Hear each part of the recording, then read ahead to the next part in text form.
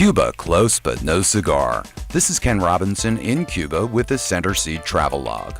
Though just 90 miles from Key West, Florida, Cuba is a world away. By all means, Cuba is an attractive tourist spot.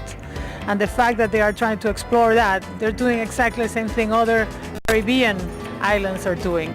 Cuba may be a beautiful country, but it is crumbling.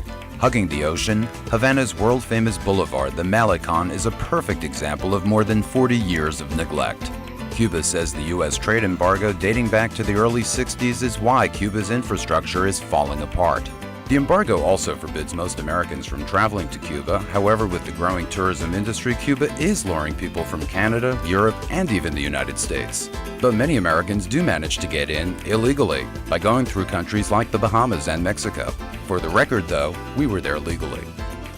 Once there, your impressions of Cuba are unlike what you'll experience during your stay. You arrive at Havana's Jose Marti Airport, which has a brand new and very modern terminal. But Centerseat was soon ushered into what can best be described as a Cubadelic time warp. Caught in that time warp are the cars in the streets, relics from America of the 50s when Cuba's most famous export, Desi Arnaz, was the king of television. And you think your elevators are old? Cuba's look like they were lifted off the set of a late-night movie. While Desi Arnaz was a Cuban export, famed author Ernest Hemingway was an American import. He always defended the poor people. I have to say that, he took part in some wars, like the Civil War in Spain. He was so idolized, by the Cuban people, and he liked Cuba for writing, so he decided to stay many years. Afterwards, a good friend of Fidel's. Hemingway's persona here is Elvis-like. He slept or partied everywhere on the island, and you can even find Hemingway impersonators. And even after all these years, Cuba is still all about revolution and music.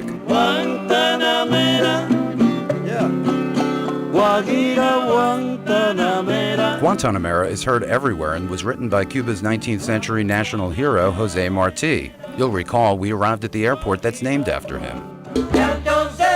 And even if you are an American who makes it to Havana's airport, keep in mind Cuba still has a lot of work to do before you'll feel welcome in this communist nation.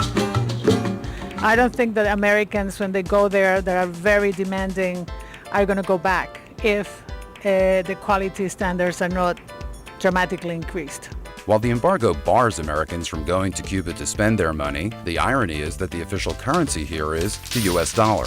But if you are an American, don't take your ATM card. It's useless here, and forget your credit card. You can leave home without it because this is one place they aren't everywhere you want them to be. That's the Centerseat Travelogue in Cuba. I'm Ken Robinson.